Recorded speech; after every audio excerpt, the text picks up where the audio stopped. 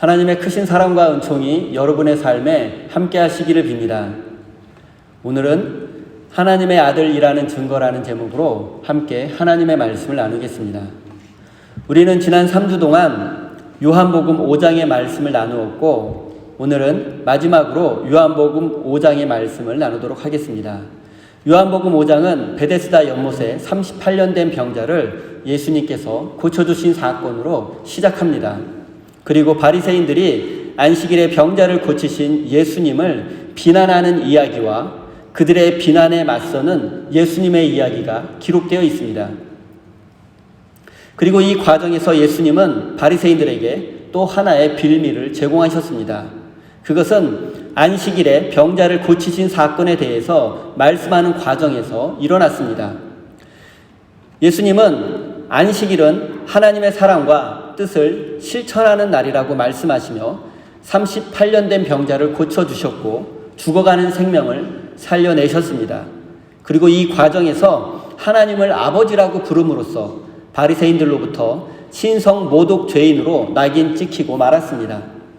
그리고 오늘 본문 말씀에서는 예수님께서 자신은 신성 모독 죄인이 아니며 진실로 하나님의 아들이며 구원자라는 사실을 증거와 증인을 통해서 말씀하는 내용이 담겨 있습니다. 오늘 본문 말씀을 포함해서 요한복음 5장의 말씀은 요한복음의 처음 독자들이었던 요한 공동체, 편의상 요한교회라고 부르겠습니다. 요한교회 성도들의 아픔과 상처를 위로하는 내용입니다. 요한복음은 1세기 말에서 2세기 초에 기록되었고, 이 시기 로마 제국은 기독교를 가장 광범위하고도 잔인하게 박해한 도미티아누스 황제와 로마 제국을 최고의 전성기로 이끌었던 5명의 황제, 즉 오현제 시대의 초기였습니다. 그러니까 요한복음은 로마 제국 최고의 전성기이며 로마 제국의 평화, 즉 팍스 로마나가 꽃피우던 시기에 기록되었습니다. 그 당시 로마 제국에는 평화가 가득했지만 반대로 기독교인, 그 중에서도 요한교회 교인들은 마치 38년 된 병자와 같이 절망과 고통 가운데 있었습니다. 그리고 안으로는 유대인들의 박해를 받으며 밖으로는 제국의 박해를 받고 있는 상황이었습니다. 유대인 박해자들은 왜 너희들은 안식일 법과 같은 율법을 지키지 않느냐며 비난했고, 예수가 어떻게 하나님의 아들일 수 있는지 증명하라고 요구했습니다. 그리고 그리스 철학과 종교에 심취해 있던 당시 로마 제국도 마찬가지로 십자가에 죽은 예수가 어떻게 신의 아들일 수 있으며 구원자일 수 있는지 그 증거를 대라고 강력하게 요구하며 핍박했습니다. 그리고 오늘 본문 말씀에는 예수님께서 직접 자신이 하나님의 아들이며 구원자라는 사실에 대해서 증명하는 내용이 기록되어 있습니다. 그렇기 때문에 요한복음 5장의 말씀은 요한교회 성도들에게 큰 위로와 소망을 주었을 것입니다. 우리가 살고 있는 이성과 과학의 세계는 우리 그리스도인들에게 기독교의 진리를 믿으라고 강요만 하지 말고 기독교의 진리를 한번 증명해 보라고 요구합니다. 도대체 하나님은 어디에서 무엇을 하고 계시는지, 천국과 지옥은 정말 존재하는지, 왜 꼭 예수님을 믿어야만, 왜 꼭 예수님을 통해서만 구원받을 수 있는지와 같은 질문에 이성과 과학의 근거에서 대답하라고, 증명하라고 요구합니다. 하지만 우리는 이 세상이 원하는 이성적이며 과학에 근거한 대답을 해줄 수 없습니다. 왜냐하면 신앙의 진리는 이 세상을 초월한 것이기 때문입니다. 즉 믿음은 인간의 이성과 과학적 지식을 초월해서 존재하는 것이기 때문입니다. 저는 지금 여러분에게 어차피 믿음은 이성과 과학적 방법으로는 증명할 수 없으니 무조건 믿어야 한다고 말씀드리는 것이 아닙니다. 이성과 과학적 방법을 포기하고 무조건 믿기만 한다면 우리의 신앙은 맹목적인 신앙으로 변질되고 말 것입니다. 성경에 기록된 기독교의 진리는 인간의 합리성의 바탕을 둔 과학과 철학, 역사, 그리고 여러 가지 신학적 방법론들을 통해서 얼마든지 증명할 수 있고 이해할 수 있는 내용들이 대부분입니다. 하지만 하나님의 존재 증명과 삼위일체 그리고 예수 그리스도의 십자가를 통한 구원과 같이 논리와 과학으로는 증명할 수 없는 결정적인 진리들도 있습니다. 성경의 내용의 대부분과 기독교 진리의 대부분은 이해할 수 있고 또한 증명도 가능합니다.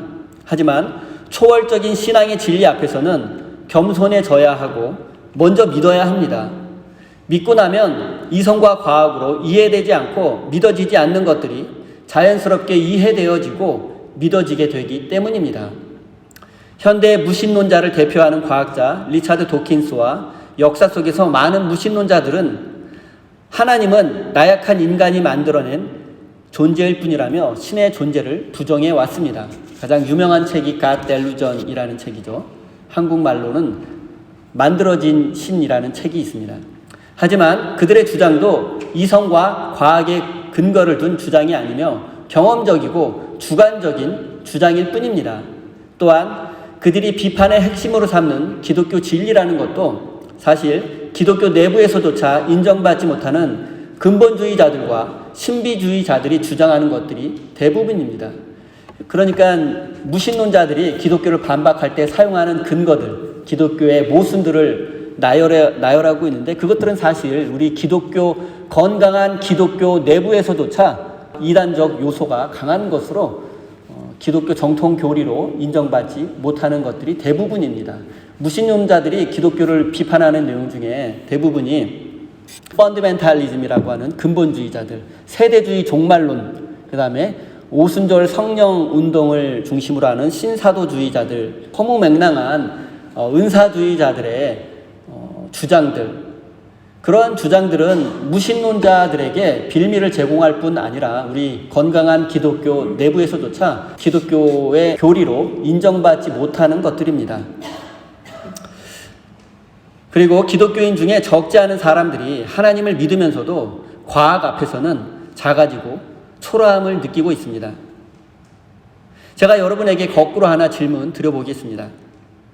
인간의 이성과 과학으로 하나님을 완벽하게 증명할 수 있다면 여러분은 그런 하나님을 믿으시겠습니까? 인간이 다 이해할 수 있고 다 알 수 있고 전부 증명할 수 있는 그런 하나님, 그런 하나님이 과연 온 우주를 창조하고 우리를 구원할 수 있는 분이라고 믿어지십니까? 만약 인간이 하나님을 증명할 수 있고 다 이해할 수 있다면 인간에 의해 낱낱이 분석되어지고 그런 하나님이 있다면, 모든 것이 예측 가능한 하나님이라면 저는 그런 하나님은 믿지 않을 것입니다. 그런 하나님은 하나님일 수 없으며 거룩한 신비와 초월성이 없는 그런 인간과 비슷한 존재를 하나님으로 믿을 수 없기 때문입니다. 정통 신학의 출발점은 유한한 인간은 무한한 하나님을 알 수 없다는 것입니다. 시간과 공간의 제약을 받는 인간은 시간과 공간을 초월해서 존재하시는 무소부재하신 하나님을 결코 다 이해할 수 없고 다 알 수 없습니다. 하나님의 생각과 계획은 우리보다 깊고 넓으시기 때문에 우리는 하나님이 하시는 일들을 다 이해할 수 없습니다. 우리는 오직 성경에 기록된 내용을 통해서만 하나님을 알 수 있을 뿐이며 하나님의 시간을 기다려야 하는 것이 우리 신앙의 삶인 것입니다. 안타까운 것은 현재 한국과 미국뿐 아니라 전 세계 여러 지역에서 교회와 하나님이 비난과 조롱의 대상이 되었다는 사실입니다. 또한 지금은 비난과 조롱을 넘어 무관심의 시대가 되었습니다. 세상 사람들은 더 이상 하나님과 교회가 존재할 이유를 느끼지 못합니다. 아예 관심 자체가 사라졌습니다. 사람들은 더 이상 종교가 필요하지 않다고 주장합니다. 일부 무신론자들과 그리고 교회와 하나님께 실망한 사람들은 하나님을 증명해 보라고 요구합니다. 젊은이들을 중심으로 한 대중들은 종교 자체에 관심이 사라진 지 오래입니다. 이런 현실 속에서 이제 우리는 인정할 것은 인정하고 반박할 것은 반박해야 합니다. 우리가 믿고 있는 대로 올바르게 살지 못했음을 인정해야 합니다. 우리의 삶이 성경적이지 못했고 하나님의 사랑을 실천하지 못했고 십자가를 지고 예수님을 따라가지 못했음을 우리가 고백해야 합니다. 하나님의 백성답게 거룩하게 살지 못했고 예수님을 따라 십자가를 지고 살지 못했고 생명과 평화의 영이신 성령의 이끄심대로 살지 못했습니다. 이 모든 우리의 죄들을 인정하고 고백하고 회개하고 우리의 삶을 돌이켜야 합니다. 하지만 동시에 우리의 믿음이 결코 헛된 것이 아님을, 그리고 사랑과 정의로 세상을 다스리시고 온 세상을 구원하시기 원하시는 하나님을 최대한 이성적이고 합리적인 방법으로 변증하려고 노력해야 합니다. 또한 이제 우리가 변화된 삶으로 하나님의 백성다운 거룩한 삶을 세상에 보여주어야 합니다. 수고와 희생을 기꺼이 감수하고 세상에 희망을 주고 사랑과 정의에 기초한 거룩한 공동체를 우리가 만들어 가야 합니다. 사랑하는 성도 여러분, 인류는 벌써 오래전에 인간의 유전자 지도를 완성했으며 인공지능은 여러 부분에서 이미 인간을 대체하고 있습니다. 또한 우리는 제임스 웹이라는 우주 천체 만원경을 통해서 생명의 기원과 우주 탄생의 신비를 연구하고 있는 첨단 과학의 시대를 살아가고 있습니다. 그리고 우리 그리스도인들에게 기술과 과학의 발전으로 인해서 기독교의 진리가 위협받을지도 모른다는 불안과 두려움이 있는 것도 사실입니다. 하지만 두려워하지 말고 주눅들지 마십시오. 왜냐하면 하나님은 증명의 대상이 아니라 믿음의 대상이기 때문입니다.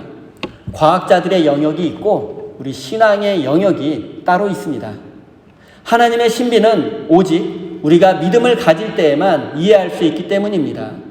맹목적인 믿음이 아니라 이성과 신앙이 건강하게 균형 잡힌 올바른 믿음을 통해서 하나님의 구원과 은혜를 누리시는 복된 인생이 되시기 바랍니다. 이제 예수님께서 스스로 하나님의 아들이시며 온 세상의 구원자라는 사실을 어떻게 증명하셨는지, 그리고 그 증거가 무엇인지 살펴보겠습니다. 33절, 34절 말씀을 제가 읽겠습니다. 너희가 요한에게 사람을 보냈을 때 그는 이 진리를 증언하였다. 내가 이 말을 하는 것은 내가 사람의 증언이 필요해서가 아니다. 그것은 다만 너희로 하여금 구원을 얻게 하려는 것이다. 바리새인들은 예수님이 안식일에 38년 된 병자를 고치신 것이 안식일 법을 위반한 것이라고 주장했습니다.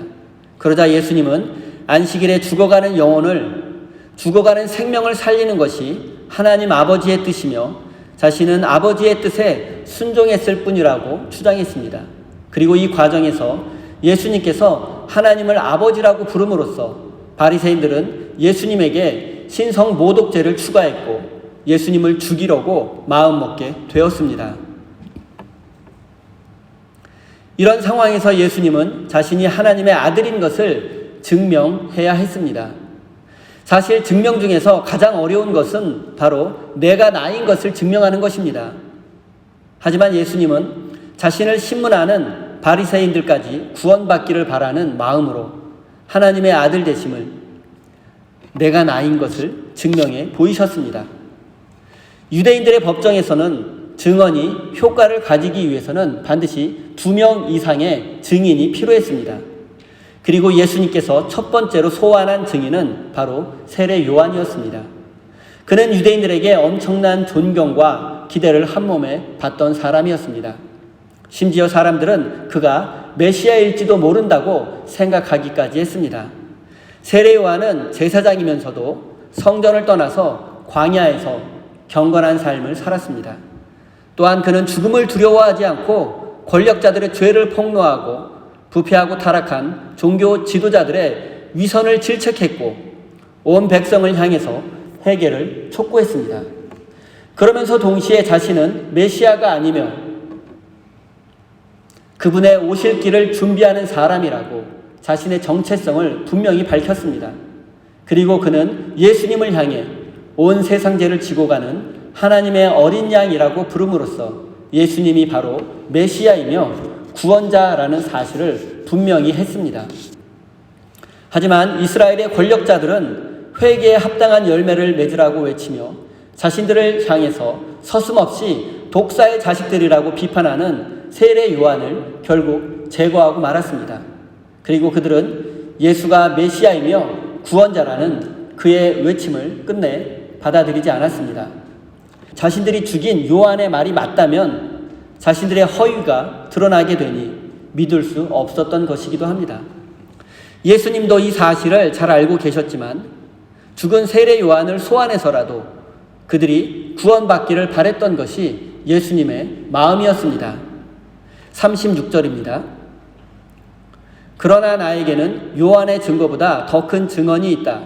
아버지께서 나에게 완성하라고 주신 일들, 곧 내가 지금 하고 있는 바로 그 일들이 아버지께서 나를 보내셨다는 것을 증언하여 준다. 예수님이 행하신 일, 즉 예수님의 삶이 바로 하나님의 아들이라는 두 번째 증거입니다. 이것은 우리에게도 똑같이 적용되는 진리입니다. 우리가 하는 일들, 즉 우리의 삶이 바로 우리가 누구인지를 나타내는 가장 확실한 증거입니다. 우리의 삶이 바로 우리가 하나님의 자녀라는 가장 확실한 증거라는 뜻입니다. 하지만 입으로는 하나님의 자녀라고 말하면서 삶 속에서는 하나님의 자녀답게 살지 못하는 사람들도 많이 있습니다. 입으로는 사랑을 말하지만 사랑받을 자격이 있는 사람만 사랑할 뿐 자격이 없는 자들은 혐오하고 배제하는 일도 서슴지 않는 사람들이 있습니다. 입으로는 화해와 용서를 말하면서도 미움과 원망이 가득할 때도 있습니다.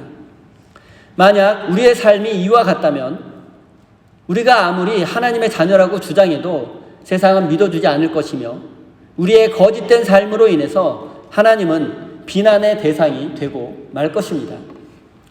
요한복음에는 예수님께서 하나님의 아들과 메시아로서 행하신 놀라운 일들이 기록되어 있습니다. 물을 포도주로 만드신 사건, 사마리아 여인을 구원하신 사건, 왕의 신하를 고치신 사건, 38년 된 병자를 고치신 사건들은 모두 예수님께서 하나님의 아들 되심을 증거하는 사건입니다. 하지만 유대인들은 이 놀라운 사실들을 모두 알고 있었음에도 예수님이 하나님의 아들이라는 사실을 인정하지 않았습니다. 그 사실을 인정하는 순간 자신들은 모든 것을 잃어버리게 되고 자신들의 기득권이 무너져 내리게 되고 자신들을 중심으로 돌아가는 세상의 질서가 무너지게 될 것을 두려워했기 때문입니다. 그래서 예수님을 믿으려고 하지 않았고 심지어 제거하려고까지 한 것입니다. 그래서 그들은 예수님이 행하신 표적과 놀라운 일들을 인정하지 않았습니다. 그리고 예수님이 행하신 모든 일들은 귀신의 왕 바알세불의 능력을 빌려서 한 것이라고 주장하며 끝내 예수님을 믿으려고 하지 않았습니다. 이미 믿지 않기로 작정한 자들, 그리고 마음의 문을 굳게 닫은 자들에게는 어떠한 증거도 소용이 없었습니다. 그래서 예수님께서 세 번째로 제시한 증인은 바로 하나님 아버지였습니다. 37절, 38절입니다. 또 나를 보내신 아버지께서 친히 나를 위하여 증언하여 주셨다. 너희는 그 음성을 들은 일도 없고 그 모습을 본 일도 없다. 또 그 말씀이 너희 속에 머물러 있지도 않다. 그것은 너희가 그분이 보내신 일을 믿지 않았기 때문이다. 예수님은 이번에 가장 본질적인 증인을 내세우셨습니다. 그분은 바로 아버지 하나님이었습니다. 하나님은 예수님께서 세례를 받으실 때 이는 내 사랑하는 아들이라고 말씀하셨고 성경 여러 곳에서 아버지 하나님은 예수님을 아들이라고 부르셨고 인정해 주었습니다. 이것이야말로 가장 확실한 증거이지만 이미 마음의 문을 굳게 닫고 믿지 않으려고 하는 자들에게는 가장 황당한 이야기로 들렸을 수도 있습니다. 바리새인들을 중심으로 한 유대인들은 첫째, 하나님이 보여주셨지만 그들은 보지 못했습니다. 둘째, 하나님은 말씀하셨지만 그들은 듣지 못했습니다. 셋째, 하나님은 그들에게 말씀과 율법을 주셨지만 그들은 깨닫지 못했습니다. 이 세 가지는 결국 그들이 영적으로 병들어 있음을 나타내고 있는 것입니다. 이미 믿지 않으려고 마음먹고 있는 바리새인들은 사마리아 여인보다 38년 된 병자보다 더 심각한 영적인 환자였던 것입니다. 그 병이 낫지 않는다면 그들은 결코 예수님을 믿지 못할 것입니다. 39절입니다. 너희가 성경을 연구하는 것은 영원한 생명이 그 안에 있다고 생각하기 때문이다. 성경은 나에 대하여 증언하고 있다. 예수님께서 자신이 하나님의 아들이라고 제시한 네 번째 증거는 바로 구약 성경입니다. 유대인들은 구약 성경에 구원의 길이 있다고 믿었고 그래서 열심히 성경을 연구했습니다. 대표적인 사람들이 바로 율법 학자들과 바리새인들이었습니다. 예수님의 말씀은 그들이 성경을 제대로 연구하고 공부했다면 구원의 길을 찾았을 것이라는 뜻입니다. 하지만 그들은 구약 성경에 예언된 예수님을 믿지 않았고 구원의 길에서 더욱 멀어져만 갔습니다. 또한 다른 사람들도 구원의 길을 가지 못하도록 길이요 진리요 생명 대신 예수님을 십자가에 못 박는 일에 앞장서기까지 했습니다. 그들은 성경을 사랑하고 율법을 깊이 연구했습니다. 하지만 그들에게는 근본적인 문제가 있었습니다. 그것은 바로 하나님을 사랑하지 않는 것이었습니다. 그들은 성경에 대한 많은 지식이 있었지만 그 속에 담긴 하나님의 뜻을 깨닫지는 못했습니다. 아니, 관심조차 없었습니다. 그들은 오직 성경에 대한 지식으로만 구원받을 수 있다는 허황된 믿음에 이르게 되었습니다. 그들은 율법과 성경에 대한 전문가라는 자부심이 있었습니다. 그리고 그들은 실제로 성경을 열심히 연구하고 공부했습니다. 왜냐하면 그 안에 영원한 생명이 있다고 믿었기 때문입니다. 그들의 열정은 인정받고 칭찬받아 마땅합니다. 하지만 그들은 성경이 예언하고 증언하고 있는 예수님을 믿을 수 없었습니다. 족보도 없는 갈릴리 나사렛 출신의 가난한 젊은이를 하나님의 아들과 메시아로 인정할 수 없었고 더군다나 자신들의 권력을 위협하는 그를 구원자로 받아들일 수 없었습니다. 그들은 성경을 열심히 연구하고 공부했지만 하나님을 사랑하는 마음이 없었습니다. 그래서 그들은 하나님의 마음을 깨닫지 못했고 하나님의 섭리를 이해하지 못했던 것입니다. 바리새인들은 겉으로는 하나님의 영광을 말하지만 실제로는 자신들의 영광과 이익만을 추구했습니다. 하나님을 사랑하지 않는다는 것은 조금 깊이 생각해 보면 결국 자기 자신을 사랑한다는 뜻입니다. 그래서 그들이 성경을 공부하는 목적은 하나님을 이용해서 자신들의 부와 권력을 지키고 확대, 재생산하는 것이었습니다. 그들이 이렇게 부패하고 타락한 마음으로 성경을 연구했기 때문에 성경 속에 예언된 예수님을 알아보지 못했고 믿지 못했던 것입니다. 사랑하는 성도 여러분, 예수님은 자신이 하나님의 아들이라는 증거를 4가지나 제시하셨습니다. 세례 요한의 증거, 예수님이 행하신 일들, 아버지 하나님의 증언, 그리고 성경의 예언. 하지만 그 어떤 것도 이미 믿지 않기로 결정한 바리새인들의 마음을 움직이지는 못했습니다. 그래서 그들은 결국 구원의 길에서 멀어지고 말았습니다.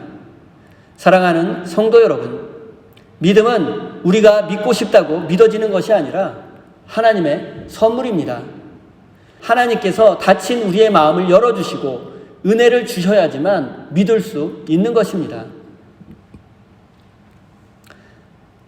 예수님이 하나님의 아들이시며 온 세상의 구원자가 되신다는 사실은 이성과 과학으로 증명해야 하는 대상이 아니라 믿음의 대상일 뿐입니다. 사랑하는 우리 세임교회 성도 여러분, 무엇보다 하나님께 이 믿음을 달라고 기도하시기 바랍니다. 그리고 이 진리를 전하는 복음의 증인이 되시기를 예수님의 이름으로 축원드립니다. 기도하겠습니다. 하나님, 우리는 과학 만능주의 세상 속에서 살고 있습니다. 그래서 때로는 우리의 믿음이 과학적으로 증명되지 않고 오히려 과학적 원리에 위배될 때에는 그 사실 앞에 주눅들기도 하고 믿음이 약해질 때도 있었습니다. 하지만 과학적 원리로 증명되는 하나님은 결코 온 세상의 구원자일 수 없다는 사실을 깨닫게 됩니다. 인간의 이성으로 모두 이해되고 증명할 수 있는 하나님, 그런 존재는 결코 하나님일 수 없으며 이해할 수 없고 증명할 수 없는 하나님의 신비와 거룩함 앞에서 겸손하게 기도하는 믿음의 사람이 될 수 있도록 인도해 주십시오. 하나님, 성경은 예수님께서 하나님의 아들이며 온 세상의 구원자이심을 증언하고 있습니다. 우리에게 믿음을 주셔서 이 사실이 믿어지게 하시고 우리의 삶이 변화되어서 이 진리를 온누리에 전하는 증인의 삶을 살 수 있도록 인도해 주십시오. 하나님, 지난 한 주간도 우리를 지켜주시고 보호하여 주신 은혜에 감사드리며 이렇게 주님 앞에 소중한 예물을 올려드립니다. 이 예물 속에 담겨있는 저들의 마음과 믿음까지 받아주시고 삶의 가장 소중한 것까지도 아낌없이 하나님께 드릴 수 있는 진실한 믿음을 허락하여 주십시오. 사랑하는 성도들의 삶을 지켜주시고 저들의 삶의 기쁨과 감사의 제목이 넘쳐나게 하시고 눈물로 씨를 뿌리며 땀 흘려 수고한 모든 것들이 풍성한 열매를 맺을 수 있도록 축복해 주십시오. 예수님의 이름으로 간절히 기도드립니다. 아멘.